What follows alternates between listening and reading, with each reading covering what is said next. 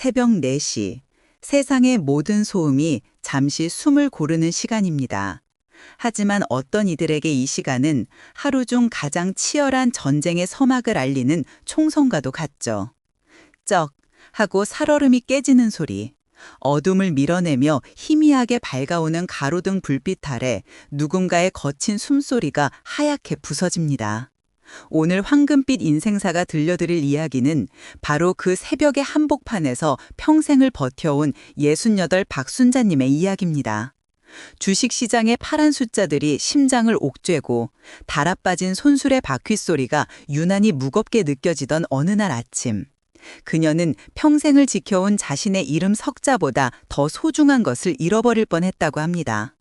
억울함이라는 차가운 비를 온몸으로 맞아야 했던 그날, 과연 무슨 일이 있었던 걸까요? 잠시 귀 기울여 주시겠어요? 오늘 사연은 사생활 보호를 위해 내용을 일부 변형했답니다. 알람 소리 같은 건 제게 필요가 없어진 지 오래랍니다. 제 몸이 그 누구보다 정직한 시계거든요. 새벽 4시가 되면 어김없이 오른쪽 무릎이 먼저 잠에서 깨어나 욱신거리는 통증으로 아침을 알려옵니다. 마치 오래된 기계가 삐걱거리며 시동을 걸듯 제 하루는 그렇게 고통과 함께 시작되지요. 아이고, 삭신이야. 잠결에 뱉어낸 신음소리가 텅 빈 단칸방의 싸늘한 공기 속으로 힘없이 흩어지더군요. 창문 틈새로 스며드는 새벽바람은 어찌나 날카로운지 얇은 이불 한 장으로는 도저히 막아낼 수가 없었습니다. 살갗에 와닿는 한기가 마치 바늘처럼 온몸을 콕콕 쑤시는 것만 같았어요. 방 안에서 유일하게 살아 움직이는 것이라고는 낡은 냉장고뿐이었지요. 주기적으로 웅 하고 낮은 소리를 토해내는 녀석이 어쩐지 저처럼 앓는 소리를 내는 것 같아 헛웃음이 나오기도 했답니다. 몸을 일으키는 것, 그 사소한 동작 하나가 제게는 커다란 의식과도 같습니다. 먼저 끙 하는 소리와 함께 상체를 세우고 잠시 숨을 고릅니다. 그러고는 수십 년 세월 동안 콩나물이며 시금치를 다듬고 무거운 짐을 나르느라 휘어지고 굵어진 제 손을 가만히 들여다보지요. 울퉁불퉁 튀어나온 마디, 검버섯이 피어난 손등, 짧게 깎아도 흙대가 가시지 않는 손톱. 이 손이 제 인생의 훈장이자 고단함의 기록이라는 생각을 하곤 합니다. 그 손으로 머리맡에 놓인 돋보기 안경을 더듬어 찾았습니다. 세상이 그제야 조금 더 선명하게 보이기 시작하지요. 그리고는 마치 판도라의 상자를 여는 심정으로 낡은 스마트폰 화면을 켭니다. 잠금 화면을 풀자마자 보이는 것은 온통 시퍼런 숫자들의 햄렬이었어요. 어제보다도 더 깊은 바닷속으로 가라앉은 주가 그래프가 제 미간의 주름을 한 뼘은 더 깊게 파고드는 것 같았습니다. 아이고, 이걸 어쩌나. 입에서는 절로 한숨이 새어나왔습니다. 화면을 황급히 꺼버렸지만 그 파란색의 잔상은 눈을 감아도 망막에 그대로 박혀 사라지질 않더군요. 몇 해 전 세상을 먼저 떠난 남편이 남겨준 얼마 되지 않는 유산, 그걸로 시작한 주식이었습니다. 멀리 사는 아들에게만큼은 짐이 되고 싶지 않았어요. 쌈짓돈이라도 제 손으로 벌어 당당하게 살고 싶다는 어찌 보면 부질없는 욕심이었을지도 모르겠습니다. 하지만 그 욕심은 이내 제 새벽잠을 빼앗고 가뜩이나 차가운 방 안의 공기를 더욱 얼어붙게 만드는 무거운 족쇄가 되어버렸답니다. 밤새 뒤척이며 설친 탓에 머리가 지끈너렸습니다. 하지만 누워만 있을 수는 없는 노릇이지요. 억지로 몸을 일으켜 삐걱이는 무릎을 두 손으로 부여잡고 일어섭니다. 벽을 짚고 서서 잠시 숨을 고른 뒤 현관문 옆에 세워진 제 오랜 동지를 바라봅니다. 낡을 대로 낡은 손수레, 여기저기 녹이 쓸고 고무 바퀴는 거의 다 닳아 맨들맨들해졌지만 이 손수레는 지난 40년 세월 저와 함께 울고 웃었던 전우랍니다. 20해 전 남편과 함께 새벽 시장에서 떼온 배추를 가득 싣고 뭐가 그리 좋은지 깔깔거리며 언덕을 오르던 젊은 날의 기억이 아련하게 떠오르더군요. 아들 녀석 대학 등록금 고지서가 날아왔던 그해 겨울에는 이 손수레에 폐지를 산더미처럼 싣고 온 동네를 누비며 악착같이 돈을 모았었지요. 그리고 이제는 오롯이 홀로 된 제 생계를 책임져야 하는 무거운 현실까지. 손수레는 단 한 번의 불평 없이 그 모든 세월의 무게를 묵묵히 함께 짊어져 주었습니다. 가자, 오늘도 벌어야지. 누구에게랄 것도 없는 다짐을 나직이 읊조리며 저는 삐걱거리는 손수레 손잡이를 꽉 잡고 컴컴한 어둠 속으로 나섰습니다. 바퀴 고르는 소리가 유난히 무겁게 느껴지는 새벽이었어요. 동이 트기 시작할 무렵의 남문시장은 언제나 그랬듯 생선 비린내와 고소한 기름 냄새, 그리고 사람들의 활기로 가득했습니다. 하지만 그날따라 시장의 모든 소음이 제게는 그저 머리를 지끈거리게 하는 소음에 불과하더군요. 자, 골라. 오늘 들어온 싱싱한 오징어 한 마리에 1,000원, 오늘만 이 가격. 쩌렁쩌렁하게 울리는 목소리들 사이로 저는 묵묵히 제 작은 좌판에 밤새 다듬어온 나물들을 펼쳤습니다. 제 자리는 시장에서도 가장 구석진 곳, 사람들이 을에 무심히 지나쳐버리기 쉬운 그런 곳이었지요. 오래된 건물의 그림자가 길게 드리워져 한낮에도 해가 잘 들지 않는 자리랍니다. 바로 맞은편에는 얼마 전에 새로 들어온 과일 가게가 있었습니다. 젊고 싹싹해 보이는 여주인이 운영하는 곳이었는데 눈이 부실 정도로 번쩍이는 LED 조명 아래 사과며 포도며 탐스러운 과일들이 산처럼 쌓여 있었지요. 가게에서는 요즘 젊은이들이나 들을 법한 빠른 박자의 유행가가 쉴 새 없이 흘러나왔고 주인 여자는 오가는 사람들에게 연신 말을 붙이며 호객행위를 했습니다. 어머니, 이 귤 한번 맛보세요. 제주도에서 어제 막 비행기 타고 온 거예요. 그 생기와 활력이 제 낡고 초라한 자판과 너무나도 대조적이어서 저도 모르게 주눅이 들더군요. 젊은 게 좋긴 좋구나. 기운도 넘치고 목소리도 쩌렁쩌렁하고. 부러움과 함께 어쩔 수 없는 자격지심이 가슴 한구석에서 스물스물 피어올랐습니다.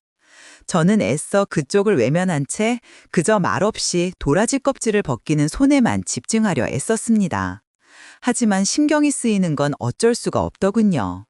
제 앞을 지나가던 몇몇 손님들이 제 좌판을 힐끔 한번 쳐다보고는 이내 고개를 돌려 화려한 과일 가게로 발걸음을 옮기는 모습이 눈에 들어왔습니다. 그 무심한 시선 하나하나가 마치 날카로운 바늘이 되어 제 마음을 콕콕 찌르는 것만 같았어요. 주식으로 날려버린 돈 생각에 속이 쓰리고 잠을 설친 탓에 머리는 깨질 듯 아팠습니다. 쑤시는 무릎은 금방이라도 주저앉을 것처럼 시큰거렸고요. 시장의 활기찬 분위기는 저와는 아무런 상관이 없는 저 멀리 다른 세상의 이야기처럼 아득하게만 느껴졌답니다. 그저 고개를 푹 숙이고 제 손등에 검버섯난 하염없이 바라볼 뿐이었지요. 잠시 손님이 뜸해진 틈을 타 저는 저도 모르게 왼쪽 넷째 손가락을 가만히 매만졌습니다. 제 손가락에는 아주 오래된 옥반지 하나가 끼워져 있지요. 희미한 투른빛이 감도는 자그마한 반지랍니다. 남편과 제가 결혼식을 올리던 날 그이가 제 손에 끼워주었던 유일한 예물이었어요. 그때 남편이 제 손을 꼭 잡으며 말했었지요. 순자야, 내가 지금은 가진 게 없어서 이런 것밖에 못 해주네. 그래도 약속할게. 당신 자존심 하나만큼은 이 옥처럼 단단하고 귀하게 지켜주겠다고. 그 말이 어찌나 든든하고 고마웠던지 그날 저는 남편 품에 안겨 한참을 울었답니다. 40년이 넘는 세월 동안 제 손가락을 떠난 적이 없는 반지입니다. 고된 시집살이에도 아이를 낳고 기르는 힘든 시간에도 남편과 함께 시장 바닥을 구르며 장사를 하던 그 모든 순간에도 이 반지는 늘 제 손에 있었지요. 세월의 풍파에 닳고 닳아 처음에 그 영롱하던 광채는 거의 사라졌습니다. 자세히 들여다보면 실금처럼 작은 금가지가 있고요. 하지만 제게 이 반지는 세상 그 어떤 다이아몬드보다 값지고 소중한 보물이랍니다. 남편의 분신과도 같은 것이니까요. 반지를 보고 있자니 팍팍하고 소란스러운 시장 바닥이 아닌 스물 남짓 풋풋했던 시절의 남편 얼굴이 눈앞에 어른거렸습니다. 까맣게 그을린 얼굴로 제게 수줍게 웃어 보이던 그 사람. 순자야, 힘들어도 절대 기죽지 마. 당신은 이 세상에서 제일 귀한 사람이야. 귓가에 남편의 다정하고 따뜻했던 목소리가 생생하게 들려오는 듯 했습니다. 여보, 나 지금 잘하고 있는 거 맞아요? 나 너무 힘들어요. 마음속으로 하염없이 남편을 불러보았지요. 그러자 저도 모르게 눈시울이 뜨거워졌습니다. 혹여나 누가 볼세라 저는 재빨리 옷소매로 눈가를 훔치고 다시 고개를 숙였습니다. 이 옥반지는 제게 남은 마지막 자존심이자 먼저 떠난 남편과의 굳은 약속이었습니다. 아무리 사는 게 힘들고 몸이 고단해도, 아무리 세상이 나를 초라하게 만들어도 이것만은, 이 마음에 새겨진 약속만은 결코 잃어버릴 수 없다고 몇 번이고 다짐하고 또 다짐했답니다. 반지를 쥔 손에 힘을 주자 차가운 옥의 감촉이 제게 작은 위로를 건네는 것 같았습니다. 바로 그때였습니다. 시장의 모든 소음을 한순간에 집어삼킬 듯한 날카로운 비명소리가 제 고막을 찢고 들어온 것은, 어머, 내 지갑이 없어졌어. 고개를 들어보니 목소리의 주인은 맞은편 과일 가게의 그 젊은 여자였습니다. 그녀는 발을 동동 구르며 좌판 주변을 정신없이 뒤지기 시작하더군요. 과일 상자를 들었다 놓고 저울 밑을 살피고 자신의 앞치마 주머니를 몇 번이고 확인했습니다. 그 소란에 물건을 고르던 손님들과 주변 상인들의 시선이 순식간에 그쪽으로 쏠렸지요. 아니, 방금 여기 계산대 위에 뒀는데, 오늘 장사 미천이랑 어제 판돈이 다 들어있는데 이걸 어떡해? 여자의 목소리는 이제 거의 울음에 가까웠습니다.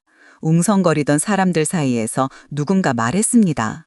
CCTV 없어요? 가게 앞에 하나 달려있잖아요. 그러자 다른 상인이 거들더군요. 아이고, 저쪽 계산대 위는 기둥에 가려서 사각지대라 잘 안 보일 텐데. 그 말을 들은 여자는 거의 패닉 한태에 빠진 듯 보였습니다. 얼굴이 하얗게 질려서는 어쩔 줄을 몰라 했지요. 그러다 문득 허공을 헤매던 그녀의 시선이 한 곳에 와서 예리하게 꽂혔습니다. 바로 제 좌판에 쪼그려 앉아 어리둥절한 표정으로 상황을 지켜보고 있던 제게였습니다. 그 눈빛을 마주하는 순간 제 심장이 쿵 하고 바닥으로 떨어지는 것만 같았습니다. 아무런 이유도 없이 등줄기를 타고 서늘한 기운이 쫙 뻗쳐 올라왔지요. 과일 가게 여자는 한치의 망설임도 없이 제게로 성큼성큼 다가왔습니다. 그녀의 눈에는 의심과 경멸, 그리고 일말의 분노까지 노골적으로 담겨 있었지요. 마치 제가 처음부터 그곳에 있었던 용의자라도 되는 것처럼 말입니다. 할머니, 아까부터 여기 계속 계셨죠? 혹시 뭐 못 보셨어요? 못 보셨냐고 묻는 말이었지만 그 억양과 눈빛은 명백히 다른 것을 말하고 있었습니다. 당신이 가져갔지? 하고 말없이 저를 다그치고 있는 것만 같았어요. 저는 너무나 당황해서 저도 모르게 고개를 세차게 저었습니다. 아니, 나는 아무것도 못 봤는데 나물만 다듬고 있었어요. 제 목소리가 염소처럼 가늘게 떨려 나왔습니다. 제 대답이 마음에 들지 않았는지 여자의 목소리는 더욱 날카롭고 단정적으로 변했습니다. 이상하다. 아까 할머니가 우리 가게 앞에서 한참 서성이시던 걸 본 것 같은데 혹시 잠깐 뭐 만지거나 그러진 않으셨고요? 그 여자는 제가 마치 기억상실증 환자라도 되는 양 제 행동을 대신 증언해주고 있었습니다. 하지만 저는 그녀의 가게 근처에 간 적조차 없었지요. 그녀의 큰 목소리에 주변 상인들과 물건을 사러 왔던 손님들의 시선이 이제는 온전히 제게로 향했습니다. 수십 개의 눈동자가 저를 향해 꽂혔습니다. 마치 보이지 않는 법정의 피고석에 홀로 앉아있는 기분이었습니다. 낡고 해진 옷차림, 햇볕과 고생에 검게 그을리고 주름진 얼굴, 볼품없는 나물 좌판. 제 모습의 모든 것이 마치 나는 가난하고 그래서 도둑질을 할 수도 있는 사람입니다. 라고 말하고 있는 것만 같았어요. 억울함에 목이 메어왔습니다. 아니, 정말이에요. 나는 정말 아무것도 못 봤어요. 제 목소리는 이제 거의 들리지 않을 정도로 기어들어갔습니다. 극심한 스트레스가 몰려오자 아침부터 찌끈거리던 머리가 깨질 듯이 아파오고 욱신거리던 무릎은 감각조차 느껴지지 않을 정도로 마비되는 듯 했습니다.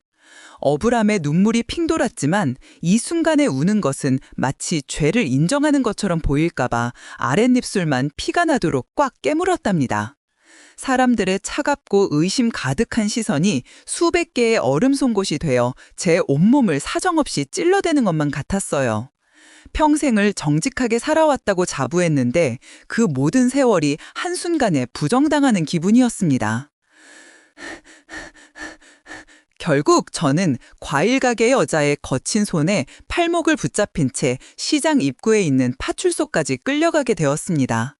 주변 상인들이 말리는 신용이라도 할까 기대했지만 다들 모른 척 고개를 돌리거나 그저 흥미로운 구경거리라도 생긴 듯 멀찍이서 저희를 지켜볼 뿐이었습니다. 평생 죄 한 번 짓지 않고 살아온 제가 68 나이에 도둑으로 몰려 파출소에 가게 되다니요. 그곳으로 향하는 몇십 미터의 길이 제게는 마치 수만 리의 가시밭길처럼 느껴졌습니다. 난생 처음 들어가 보는 파출소는 모든 것이 낯설고 두려웠습니다. 하얗고 차가운 벽은 병실처럼 스산했고 공기 중에는 소독약 냄새와 묵은 종이 냄새가 섞여 코를 찔렀습니다. 무심한 표정의 젊은 경찰관은 저희를 한번 힐끗 쳐다보더니 귀찮다는 듯이 자리에 앉으라고 손짓하더군요.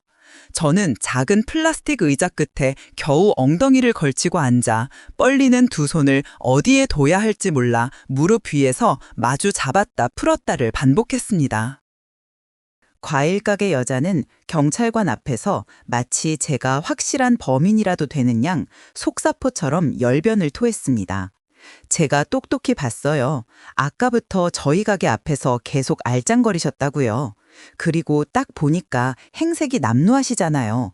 요즘 경기도 어렵고 다들 먹고 살기 힘든데 오죽하면 그러셨겠냐 싶어서 마음은 아프지만 그래도 남의 물건에 손을 대면 안 되는 거잖아요. 그녀의 말 한마디 한마디가 제 가슴에 비수처럼 꽂혔습니다. 제 가난이, 제 늙고 초라한 모습이 저를 범인으로 만드는 증거가 되어버린 순간이었습니다. 저는 아무 말도 할 수가 없었습니다. 무슨 말을 한들 저 젊은 경찰관이 제 말을 믿어줄 것 같지가 않았어요. 그 순간 문득 멀리 서울에서 사는 아들 생각이 났습니다. 어렵게 공부해 번듯한 법률사무소에서 변호사로 일하고 있는 제 유일한 자랑이자 희망인 아들. 혹여나 이 일이 아들의 귀에까지 들어가 그 아이의 앞길에 누가 되지는 않을까. 그 생각에 이르자 눈앞이 캄캄해졌습니다.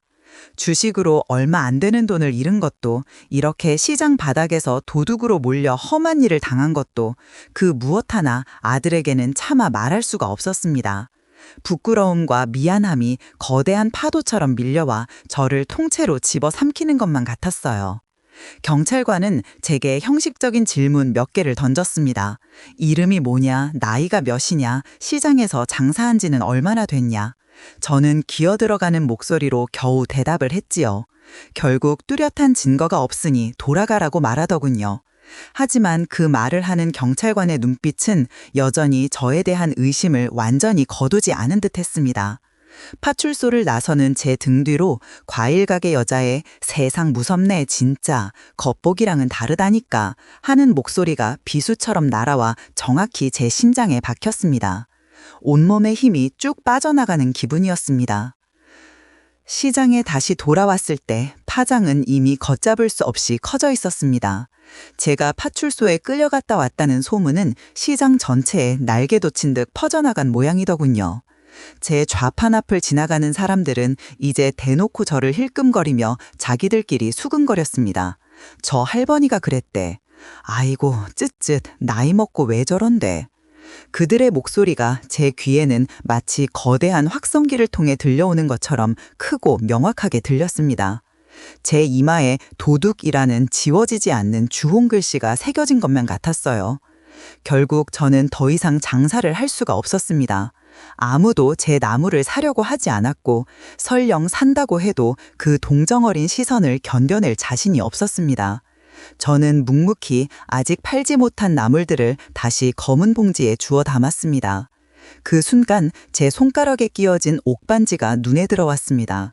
당신의 자존심을 옥처럼 단단하게 지켜주겠다던 남편의 약속. 그 약속을 지키지 못한 것 같아 너무나도 미안하고 부끄러웠습니다. 아무것도 실리지 않은 텅 빈 손수레가 그날따라 천근만근처럼 무겁게 느껴졌습니다. 이 손수레를 끌고 남편과 함께 웃으며 집으로 돌아가던 길, 어린 아들의 작은 손을 잡고 시장 구경을 하던 어느 봄날, 그 모든 행복하고 소중했던 기업들이 오늘의 이 참담한 현실과 겹쳐지며 제 가슴을 사정없이 후벼 팠습니다. 여보, 나 어떡해요? 나 이제 이 시장에 더는 못 나올 것 같아요. 텅 빈 손수레 위로 참아왔던 뜨거운 눈물방울이 뚝뚝 떨어졌습니다.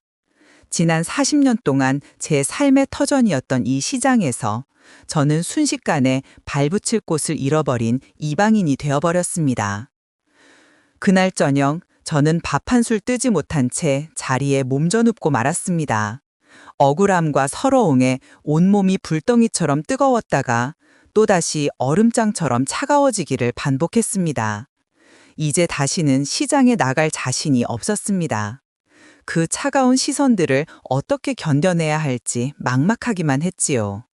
그렇게 며칠이 흘렀을까요? 제가 끼니도 거른 채 방 안에만 틀어박혀 있다는 걸 어떻게 알았는지 허름한 단칸방의 문을 누군가 조심스럽게 두드렸습니다. 힘없는 몸을 겨우 일으켜 문을 열어보니 시장 입구에서 쌀가게를 하는 박영감이 서 있더군요. 그는 남편이 살아있을 적 막걸리 잔을 기울이던 오랜 친구이기도 했습니다. 박 씨, 몸은 좀 괜찮은가? 박영감은 김이 모락모락 나는 따뜻한 콩나물국이 담긴 양은 냄비를 제게 내밀며 어색하게 말문을 열었습니다. 저는 그저 고개를 떨군 채 아무 말도 하지 못했지요. 잠시 침묵이 흐른 뒤 박영감이 조심스럽게 입을 열었습니다. 그날 말이야, 내가 다 봤네. 제가 의아한 눈으로 쳐다보자 박영감이 헛기침을 한번 하고는 말을 이었습니다. 과일 가게 그 젊은 여편네가 소리 지르기 한참 전에 그 집 대여섯 살 먹은 아들놈이 엄마 지갑을 가지고 노는 걸 봤어. 빨간색 지갑을 장난감인 줄 알았는지 그걸 들고 과일 상자 밑에 있는 자기 장난감통에 쏙 집어넣더라고. 박영감의 말을 듣는 순간 제 머리를 무언가가 세게 내리치는 듯한 충격이 왔습니다. 정말이세요, 영감님? 제 목소리가 심하게 떨렸습니다. 그럼 내 이 두 눈으로 똑똑히 봤는데 처음엔 그냥 그러려니 했는데 자네가 파출소까지 끌려갔다는 소리를 듣고 나서야 아차 싶었지 뭔가. 그 여편네가 하도 정신없이 소리를 질러대서 내가 그때는 말할 틈도 없었지. 정말 미안하게 됐네, 박씨. 내가 좀 더 일찍 말했어야 했는데. 박이 영감은 연신 미안하다며 제 앞에서 고개를 숙였습니다. 박 영감의 말을 듣고도 저는 선뜻 기뻐할 수가 없었습니다. 오히려 마음이 더 복잡하고 무거워졌지요. 진실을 알게 되었지만 이제 와서 그걸 밝힌다고 해서 뭐가 달라질까 싶었습니다. 이미 시장에는 제가 손버릇 나쁜 늙은이라는 소문이 파다하게 퍼졌을 터였습니다. 그 소문을 다시 해명하고 다니는 제 모습은 얼마나 더 초라할까요? 다시 그 젊은 여자의 얼굴을 마주하고 의심의 눈초리를 보냈던 다른 상인들의 시선을 견뎌낼 자신이 조금도 없었습니다. 그냥 이대로 그만둘까? 이 나이에 무슨 부귀 영화를 누리겠다고 이 고생을 더 한단 말인가? 모든 것을 포기하고 싶은 마음이 굴뚝 같았습니다. 주식으로 속 썩고 몸은 여기저기 안 아픈 곳이 없고 이제는 사람들에게 도둑이라는 손가락질까지 받게 되다니. 남편과의 약속, 그토록 단단하다고 믿었던 제 자존심마저 모래성처럼 힘없이 무너져 내리는 기분이었습니다. 저는 방 한구석에 앉아 힘없이 떨리는 손으로 낡은 옥반지만 하염없이 만지작거렸습니다. 차갑게 식어버린 옥의 감촉이 마치 지금의 제 처지를 말해주는 것만 같아 더욱 서러워졌지요. 이대로 모든 것을 끝내고 싶다는 생각마저 들었답니다. 다음 날 아침 동이 트기도 전에 박영감이 다시 저를 찾아왔습니다. 박 씨, 이대로 있으면 자네만 바보 되는 거야. 평생 도둑 누명 쓰고 살 텐가. 가세, 같이 가서 똑똑히 얘기하세. 내 옆에서 다 증언해 줄 테니. 박 영감의 단호한 고집에 저는 마지못해 무거운 발걸음을 옮겼습니다. 시장에 도착하자 아니나 다를까 사람들이 저를 보고 또다시 수군거리기 시작했습니다. 저는 차마 고개를 들지 못하고 땅바닥만 보며 박 영감의 뒤를 따랐지요. 과일 가게 앞에 서자 젊은 여자는 어젯밤에 도둑이라도 맞은 사람처럼 잔뜩 경계하는 표정으로 저희를 쳐다봤습니다. 할머니, 여긴 또 무슨 일이세요? 아직 미련을 못 버리셨나 봐요. 그녀의 목소리에는 여전히 가시가 돋쳐 있었습니다. 그때 박 영감이 제 앞을 막아서며 나섰습니다. 새댁, 미안하지만 가게 CCTV 좀 같이 봅시다. 다른 데 말고 저기 애기 장난감통이 있는 그쪽으로 해서 말이야. 여자는 어이가 없다는 표정을 지었지만 어느새 저희 주변으로 다른 상인들까지 모여들자 마지못해 자신의 스마트폰으로 CCTV 영상을 돌려보기 시작했습니다. 모두가 숨을 죽이고 작은 스마트폰 화면을 들여다보았습니다. 그리고 잠시 후 영상을 보고 있던 여자의 얼굴이 새하얗게 굳어버렸습니다. 화면 속에는 그녀의 어린 아들이 엄마의 빨간 지갑을 가지고 놀다가 과일 상자 밑에 놓인 파란색 장난감통 안으로 쏙 집어넣는 모습이 너무나도 선명하게 찍혀 있었습니다.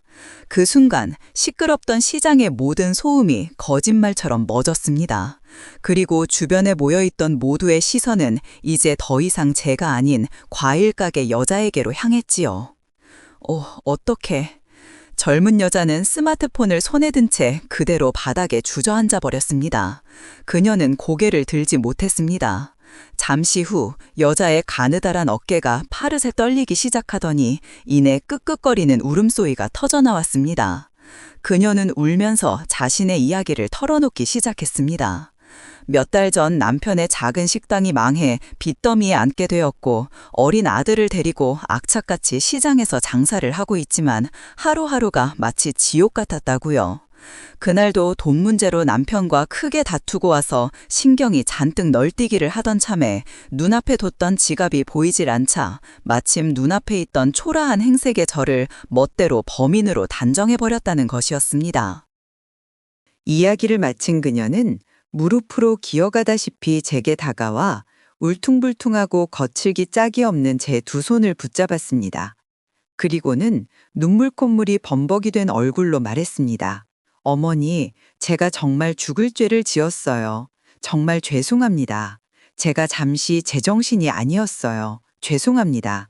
저는 말없이 울고 있는 여자의 어깨를 가만히 내려다보았습니다. 날카로운 가시를 잔뜩 세우고 저를 쏘아보던 그 모습 뒤에 사실은 저처럼 하루하루를 위태롭게 버텨내고 있는 또 한 명의 고단한 인생이 보였습니다. 그 순간 제 마음속에 있던 억울함과 서러움, 분노와 같은 감정들이 눈 녹듯 스르르 녹아내리는 것을 느꼈습니다. 저는 가만히 손을 들어 울고 있는 여자의 등을 두어 번 토닥여 주었습니다. 그리고 나직이 말했지요. 괜찮아. 나도 다 알아. 사는 게 다 그렇지 뭐. 제 말에 여자는 더 큰 소리로 울음을 터뜨렸습니다. 그 울음소리가 어쩐지 제 마음에 대신해서 울어주는 것만 같았답니다. 다음 날 새벽, 저는 여느 때처럼 손수레를 끌고 시장으로 향했습니다. 어제와 똑같은 길, 똑같은 시장 풍경이었지만 제 마음은 깃털처럼 한결 가벼웠습니다. 제가 좌판의 자리를 잡고 나무를 펼치자 과일 가게 여자가 김이 모락모락 나는 따뜻한 쌍화차 한 잔을 들고 제게 다가왔습니다. 어머니, 이거 한 잔 드세요. 날이 많이 추워서요. 어색하지만 진심이 담긴 목소리였습니다. 저는 말없이 잔을 받아들고 그녀를 향해 희미하게 미소 지어 보였지요. 그날 이후 시장 사람들의 시선도 한결 부드러워졌습니다. 어떤 이들은 그날 모른 척해서 미안했다며 일부러 제 좌판에 들러 나무를 한 봉지씩 더 사가기도 했습니다. 저는 잠시 짬을 내어 다시 스마트폰을 열어 주식 앱을 확인했습니다. 여전히 시퍼런 숫자들은 제자리 걸음을 하고 있었지만 이상하게도 어제처럼 가슴이 철렁 내려앉지는 않더군요. 돈보다 더 소중한 것을 되찾았기 때문일까요? 저는 제 손가락에 옥반지를 가만히 쓰다듬었습니다. 세월에 닳아 희미해진 반지였지만 그날따라 유난히 푸른빛을 띠며 단단하게 제 마음을 비춰주는 듯 했습니다.